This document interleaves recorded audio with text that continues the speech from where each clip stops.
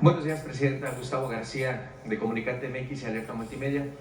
Presidenta, en días recientes hay una euforia en redes sociales porque los fabricantes chinos han ocupado justamente redes sociales, especialmente la red social TikTok, en donde están dando a conocer, en medio de esta guerra comercial entre Estados Unidos y China, están dando a conocer que en China prácticamente se ensamblan gran parte de productos de lujo y de lujo accesible, que incluso en México nos llegan marcas americanas, marcas de Estados Unidos, nos llegan y nos estamos enterando que son extremadamente, su costo es extremadamente bajo. Pero lo que llama la atención es que estas publicaciones están realizadas en español, dirigidas al público mexicano y al público latino. Hay euforia de consumidores mexicanos de querer comprar o de que ya están comprando directamente estos fabricantes. Sin embargo, yo sé, Presidenta, que hay también temas legales, temas de aranceles, temas de aduanas, para garantizar que esta mercancía llegue a México. Respecto a esto, Presidenta, para los consumidores mexicanos que están siendo bombardeados todos los días en TikTok, en la red social X, en Facebook, por estos fabricantes chinos, ¿cuál sería el mensaje del gobierno federal? ¿Pueden confiar comprando mercancía de este tipo directamente a los fabricantes chinos? No sé exactamente a qué productos te estés refiriendo, ¿no? Habría que ver qué productos. Ropa, zapatos, pantallas. Bueno, recientemente, en diciembre y luego en enero, se hizo una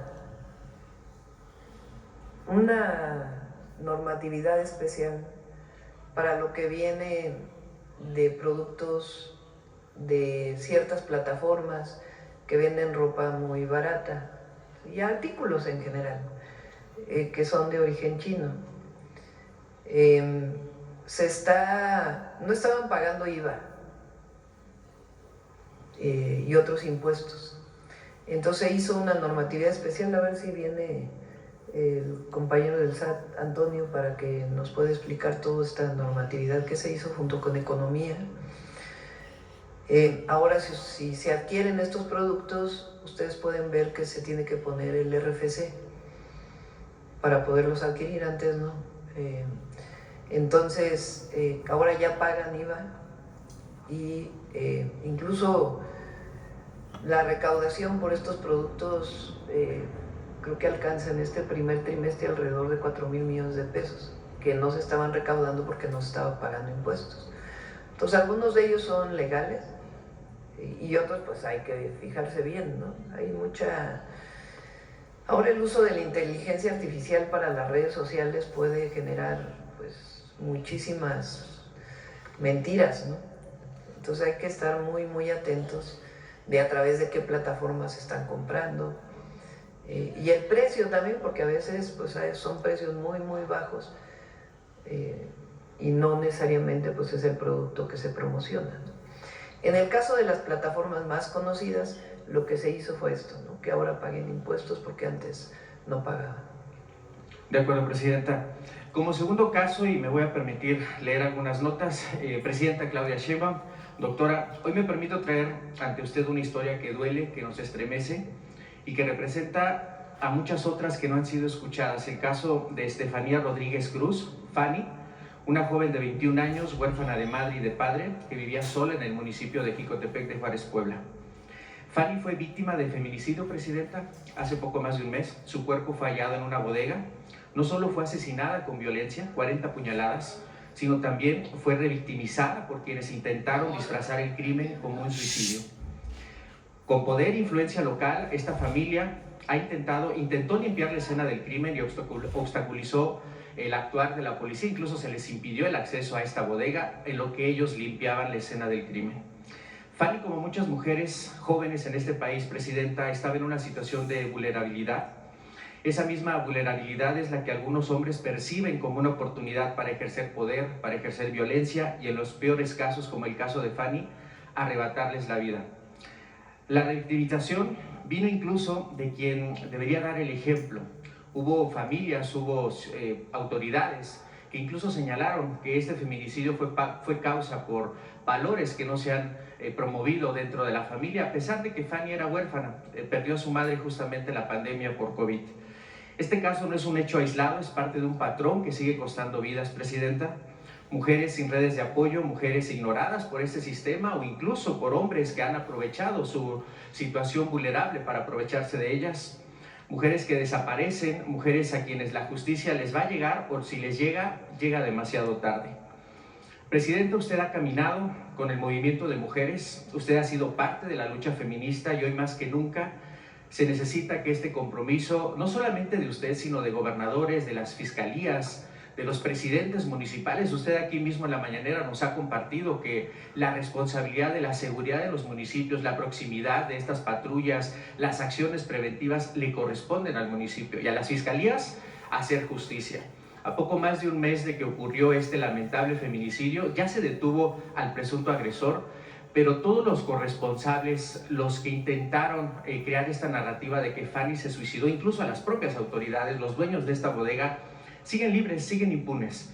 Entonces, de parte de la comunidad de Jicotepec de Juárez, Puebla, ayer estuvo el gobernador Alejandro Armenta ahí justamente en Jicotepec. Él firmó un compromiso de que se va a abrir una casa a Carmen Cerdán, que está buenísimo, porque al final del día es un instrumento de apoyo para las mujeres víctimas de violencia. Pero hoy la exigencia, Presidenta, es para que las fiscalías hagan su trabajo, que le den celeridad a estos temas, porque reitero, para quien se pregunta por qué marchan las mujeres, por qué se exige esto, Fanny es un caso. Joven, 21 años, no tenía papá ni mamá, alguien se aprovechó de ella y se sintió impune porque simplemente lo podía hacer. Su opinión al respecto, Presidenta, y evidentemente pedirle si a través de usted se puede hacer esta exigencia para que el gobernador Armenta, la Fiscalía, actúen con prontitud en este caso. Bueno, ya hay detenido, ¿no? Hay que decirlo. Tiene que haber cero impunidad a los feminicidios, en general al delito, pero en particular a quien comete un feminicidio tiene que haber cero impunidad. Y para ello, las leyes que impulsamos, no solamente las reformas constitucionales, sino las leyes, exigen ahora a las fiscalías que haya fiscalías que atiendan feminicidios, porque tiene que tener formación, capacitación, visión de género y mucha formación, digámoslo así, de cómo investigar un feminicidio. Los feminicidios, lamentablemente, en el 90% de los casos se dan por personas cercanas. Es una tragedia. Pareja, expareja, familiar. Y el feminicidio está tipificado como la muerte de una mujer por el hecho de ser mujer, el asesinato, el homicidio de una mujer por el solo hecho de ser mujer. Entonces, lo que queremos es erradicar los feminicidios y la violencia contra las mujeres. Y para ello, pues tiene que haber cero impunidad. Entonces, sí, estoy de acuerdo que no solamente la investigación en particular de quien cometió el feminicidio, sino de quienes ocultaron. Ese es el caso que he platicado aquí varias veces del fiscal de Morelos, que por cierto, valdría la pena que se revisara quién votó a favor y quién en contra del desafuero de ese fiscal. Aprovechando la oportunidad para decir esto, que ustedes hagan esa investigación, qué partidos votaron a favor del desafuero y qué partidos votaron en contra del desafuero de ese fiscal, que se caracterizó en particular por ocultar un feminicidio. Entonces, en el caso de Puebla, Alejandro Armenta está haciendo muy buen trabajo. Y el fiscal de Puebla, pues también tiene que hacer la investigación alrededor. Porque tiene que haber ejemplos de que no pueden culpar a una mujer, victimizar, revictimizar a la mujer por haber sido víctima de un homicidio. Es como el caso lamentable de violaciones que victimizan a una mujer por cómo iba vestida, como si eso justificara un delito como ese. Entonces no, las mujeres tienen que ser protegidas en nuestro gobierno y en nuestro sexenio. Entonces, por eso todas las modificaciones y avanzar en las fiscalías que atiendan feminicidios en todo el país, bien capacitadas, bien formadas. En la Ciudad de México, por ejemplo, se logró que con el solo hecho de la presunción se le diera continuidad al turno, se llama. Si no hay detención en flagrancia, entonces se inicia una investigación para abrir una carpeta de investigación, etcétera, etcétera. Y aquí se logró que con la denuncia de los familiares de la presunción de quién pudiera ser culpable, hubiera una continuidad en el turno para la detención en flagrancia. Y eso ayudó mucho a disminuir la impunidad. Entonces sí, hay que trabajarlo y en particular para este caso. Muchas gracias, Presidenta.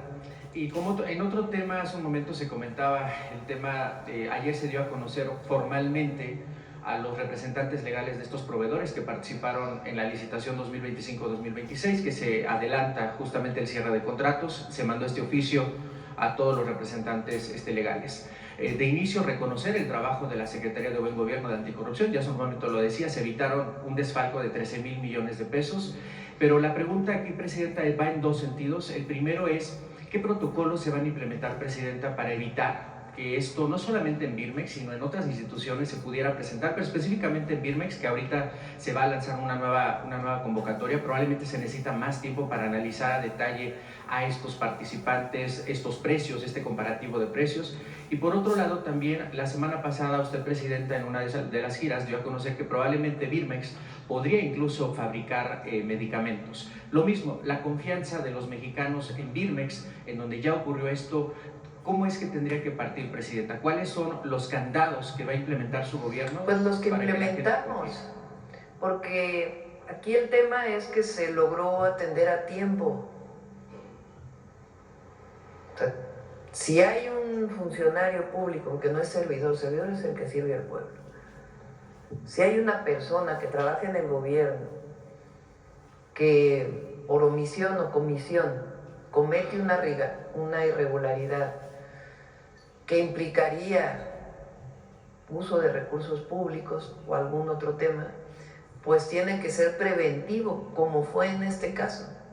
Antes de que se gastara el dinero, o sea, no fue un año después, 2 años después que, nos dimos cuenta que hubo un problema.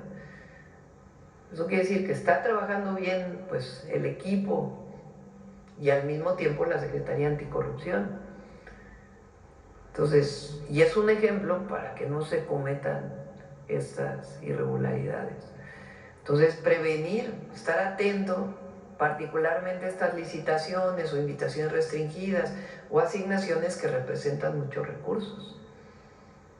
Entonces, vamos a seguir trabajando igual.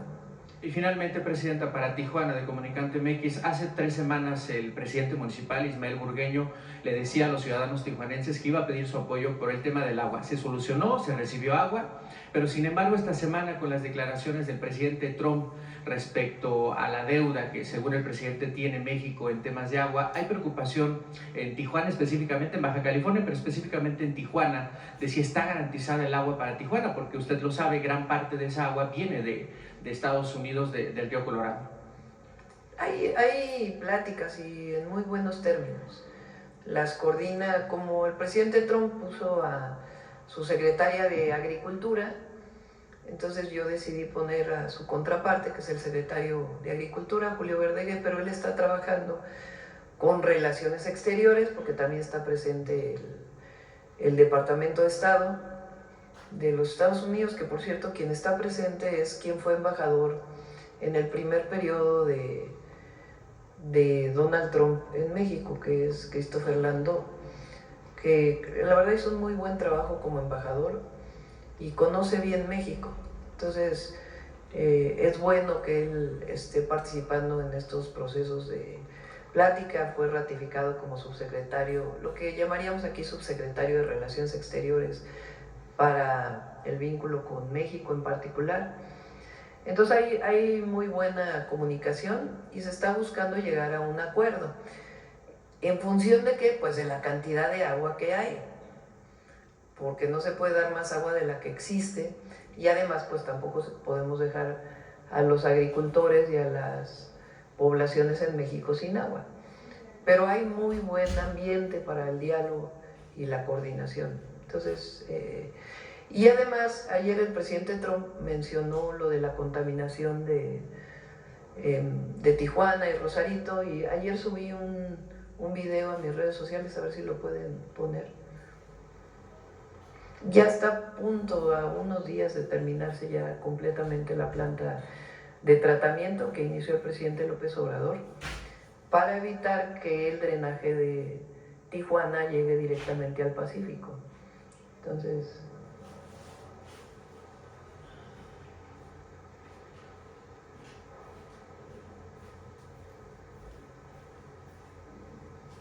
está en X o en cualquiera. ¿No subieron?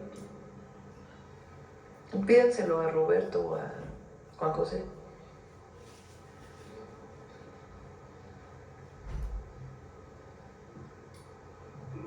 Pídenselo a Roberto o a Juan José el video de la planta de tratamiento de Tijuana, que está a punto de terminar.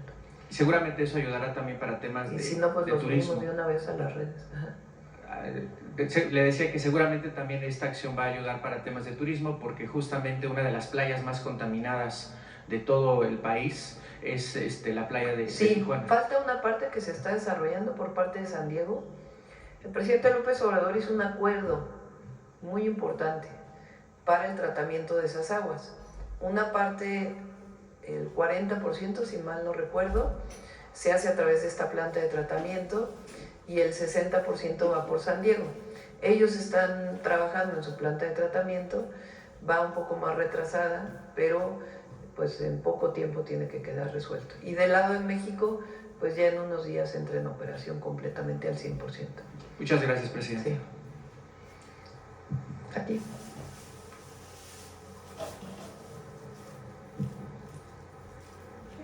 Gracias, presidenta. Buenos días, Shaila Rosagel, corresponsal del Grupo Gili, el imparcial de Sonora, la Crónica de Mexicali y Frontera de Tijuana. Buenos días a todos. Preguntarle, presidenta, sobre el desabasto de medicamentos en Sonora y en Baja California. Bueno, con los nuevos planes que se tienen para la adquisición de medicamentos, ¿cuándo se alcanzaría una mejora en estos dos estados donde también ha impactado el desabasto? Poco a poco está llegando los medicamentos. Obviamente hubiéramos querido que en marzo se resolviera todo, como lo habíamos planteado, se presentó esta problemática, pero estamos 2 veces a la semana revisando el tema y hay un equipo muy grande que está atendiendo. Entonces, en este mes y el próximo tiene que resolverse todo el abasto. Hay una parte que es importante porque también las farmacéuticas también son, no todas, pero muchas de ellas, ganan una licitación diciendo que pueden entregar medicamentos en tal fecha y después no los entregan. Ya a ver si la próxima vez que venga Salud que se explique todo esto. Entonces hay un montón de medicamentos que no se han entregado en la fecha de que los que ganaron la licitación dicen que la van a entregar. Ahí va a haber sanciones, inhabilitaciones incluso para que y de inmediato pues las asignaciones directas a través de la subasta inversa. Esto es algo importante. Cuando se hace una licitación, de acuerdo a la ley de adquisiciones, lleva su tiempo. Ahorita pasamos el video. Lleva su tiempo hacer una licitación. Hay tiempos en los que se presenta la propuesta, hay tiempo para su revisión, hasta que se asigna y finalmente se firman los contratos. Ahora la ley de adquisiciones permite lo que se llama la subasta inversa. ¿Qué quiere decir? Se va a licitar, se va a comprar, digamos, un medicamento muy común, paracetamol. Entonces, ¿quiénes son quienes ofrecen este medicamento? Productores directos, no distribuidores, productores de este medicamento que no tiene patente. Entonces, se abre y se presentan las propuestas. Y en un día, 2 días, van dando los menores precios, por eso se llama subasta inversa, porque es al menor precio posible con la mejor calidad. Entonces, en 2 días, en vez de 1 mes y medio, se resuelve y se pone a competir a quienes ofrecen este medicamento. Así se van a hacer todas las asignaciones de medicamentos, por lo menos en este periodo. Entonces eso nos va a dar mucho mayor agilidad y también pues la garantía de que se van a entregar. ¿Cuáles? Sí, todas. ¿Cuántas las serían? inhabilitaciones, las... ¿Cuántas serían, Presidenta, las que están ahorita en esta condición de que no han cumplido? ¿Cuántas farmacéuticas? Le decimos a Raquel si quieren que venga para explicarlo, pero lo estamos revisando permanentemente y también vamos a dar los nombres de las que ofrecieron a 38,000 pesos un producto y luego se consiguió el mismo medicamento de buena calidad a 6,000 pesos. Algunas de ellas depende de los criterios de la Secretaría Anticorrupción, que son criterios establecidos. No es algo subjetivo de que esta sí, esta no, sino con base en los criterios establecidos, cuáles inhabilitan de tal manera que ya nunca más van a poder vender al gobierno, cuáles se suspenden por esta licitación o esta asignación y cuáles que tengan justificación, pues se mantiene su contrato aun cuando no hayan entregado a tiempo. Gracias, Presidenta. En un segundo tema, ya del 28 de abril al 1 de mayo viene el Tianguis Turístico en Baja California.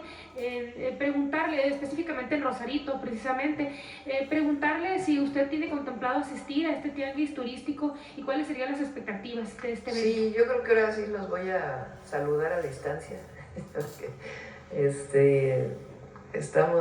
tenemos demasiadas cosas que atender. Pero va a ser un muy buen tianguis turístico, excelente. Y ahí va a estar representada pues con nuestra secretaria de Turismo, evidentemente, Josefina, y la gobernadora, pues que es una gobernadora de primera, María del Pilar. ¿Tiene alguna expectativa para este evento? Sí, va a ser muy bueno y además es binacional, que es algo muy bueno ahora. Pues es Tijuana y San Diego, entonces es muy, muy importante. Y ya por último, Presidenta, sobre el tema del arancel al tomate, preguntarle si le han comentado por parte de su gabinete si hay algún otro alimento en el que Estados Unidos estuviera pensando en poner algún tipo de impuesto de arancel, y también lo que comentaban ayer del pollo y de la pierna de cerdo que se ha analizado y se ha estudiado, que hay prácticas de dumping por parte de Estados Unidos, de productores de Estados Unidos. Preguntarle, Presidenta, si se está evaluando, en caso de que no se retire este arancel al tomate, poner también México un arancel, y cuál arancel sería para estos dos productos. No son aranceles, son sanciones, que es distinto. Porque en el caso del tomate es un procedimiento que viene desde 1996, creo que ayer se mencionó así. 94. No. 1944 es el Tratado de Aguas. Sí. No, este es 1996, que una primera solicitud de sanción al jitomate mexicano. Jitomate, ¿sabían que es una palabra que viene del náhuatl? Jitomate. El jitomate mexicano, porque nosotros le llamamos tomate, dependiendo de la zona del país, ¿no? Pero bueno, aquí en el centro al jitomate se le llama el jitomate rojo, ¿no? Y el tomate, pues al tomatillo verde. Entonces, al jitomate de Sinaloa principalmente, se le puso una primera, o se intentó poner una primera sanción, porque nunca ocurrió, porque decían que había dumping en el precio. ¿Qué quiere decir eso? Que no se estaba vendiendo al precio adecuado porque supuestamente había mucho subsidio del gobierno. En realidad eso se demostró en todas las ocasiones que es falso, y en esta ocasión así mismo se va a demostrar. Entonces, lo que hizo el Departamento de Comercio de los Estados Unidos es reavivar, por decirlo así, esa sanción. Entonces no es con los aranceles como los otros aranceles, pero sí es una sanción que se pone, o que intentan poner, hay 90 días para ello, al jitomate mexicano, que se exporta. Hay activas, no es algo que viene de nosotros, sino hay activos 2 procedimientos contra productos de Estados Unidos que, de acuerdo a la Secretaría de Economía y de Agricultura, tienen dumping en el precio de Estados Unidos a México: el pollo y la carne de cerdo. Entonces, esos procedimientos siguen activos. En particular, en el pollo hubo una resolución en el 2012, nada más que nunca se puso la sanción. Entonces, es importante que se conozca, pues, que está también del lado mexicano posibles sanciones a los productos de Estados Unidos. Yo espero, como lo hemos hecho hasta ahora, que se llegue a un acuerdo en el caso del jitomate. Ahora, no hay sustituto, como lo dije ayer, ni en calidad ni en volumen al jitomate mexicano que se compra en Estados Unidos. No hay sustituto. O sea, ¿quiénes se quejan de esto? Principalmente productores de Florida. Pero lo que produce Florida de jitomate, ahora sí que perdón, pero no tiene la calidad del jitomate de Sinaloa, y tampoco pueden producir el volumen que se produce aquí.